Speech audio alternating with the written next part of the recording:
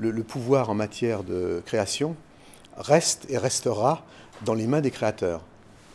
Et les fabricants de câbles ne sont pas des créateurs, ce sont peut-être des innovateurs, des gens qui trouvent des nouveaux moyens de produire, de distribuer, mais c'est nous, les créateurs, et donc nous avons le pouvoir de nous exprimer d'une manière ou pas en utilisant les outils qui sont les outils de notre génération. Et nous venons de traverser, depuis une quinzaine d'années, une vingtaine d'années, une période assez chaotique, avec tout un mélange de choses qui sont passées par le fait de considérer très naïvement, d'une manière assez néo-hippie, l'Internet comme une grande terre de liberté, d'échange, liberté d'expression, et que tout devait être gratuit, etc. Donc une vision très naïve des choses.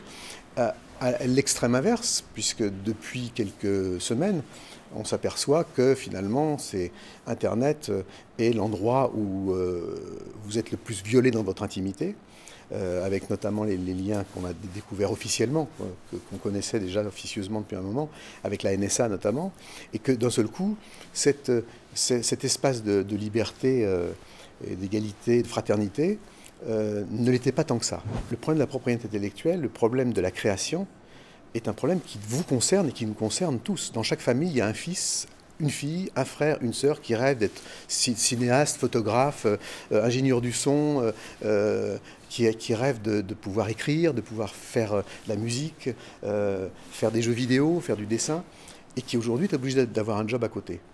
Donc, il faut absolument se dire qu'il faut déterminer une économie durable à la culture du XXIe siècle si on veut que notre environnement culturel ne s'appauvrisse pas.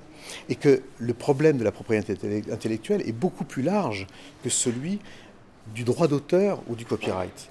C'est un des fondements de la démocratie. C'est ce qui fait l'identité d'un pays.